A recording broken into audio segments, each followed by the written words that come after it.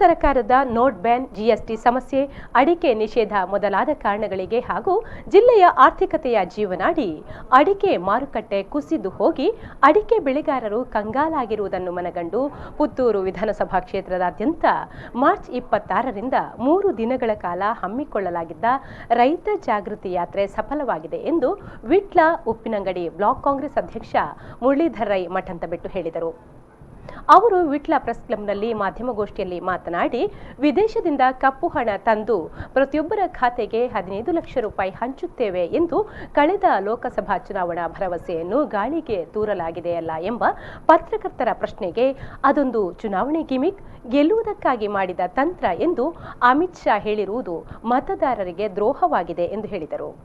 BJP ನಾಯಕರು ಕರ್ನಾಟಕದಲ್ಲಿ ಬಂದಾಗ ಅಡಿಕೆ ನಿಷೇಧದ ಬಗ್ಗೆ ಮಾತಾಡ್ತಾರೆ. ಕರ್ನಾಟಕ ಜನರ ಮುಂದೆ ಮಾತಾಡ್ತಾರೆ. ಕರ್ನಾಟಕದ ಸಂಸತ್ ಸದಸ್ಯ, ಮಂಗಳೂರಿನ ಸಂಸತ್ ಸದಸ್ಯರಾಗಿರ್ಬೋದು, ಇಲ್ಲ ಬಿಜೆಪಿಯ ರಾಷ್ಟ್ರೀಯ ಅಧ್ಯಕ್ಷರಾಗಿರ್ಬೋದು.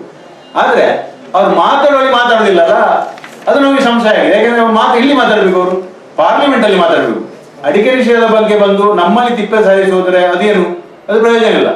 ಅವರು ಪಾರ್ಲಿಮೆಂಟ್ ಅಲ್ಲಿ ಅವಕಾಶ ಇದೆ, ವೇದಿಕೆ ಇದೆ, ಅಲ್ಲಿ ಏನಾದ್ರು ಅಜೆಂಡಾ ಇಟ್ಕೊಂಡು ಮಾತಾಡಿದ್ರೆ ಅದು ಪರಿಪೂರ್ಣತೆ ಪಡಿಬಹುದು. ಇದು ಬಿಟ್ಟು ಎಲ್ಲೋ ಕರ್ನಾಟಕದ ಚುನಾವಣಾ ಸಂದರ್ಭದಲ್ಲಿ ಬಂದು ನಾವು ಅಡಿಕೆ ನಿಷೇಧ ಏನು ಗ್ಯಾರಂಟಿ ನಮಗೆ? ಜನರು ಯಾಕೆ ನಂಬಬಹುದು? ಹೇಗೆ ನಂಬ್ತಾರೆ? ಇವಾಗ ನಾವು ಇಲ್ಲಿ ದಕ್ಷಿಣ ಕನ್ನಡದಲ್ಲಿ ಅಡಿಕೆ ನಮಗೆ ಅತ್ಯಂತ ಜೀವನಾಡಿ ರೈತರದ್ದು.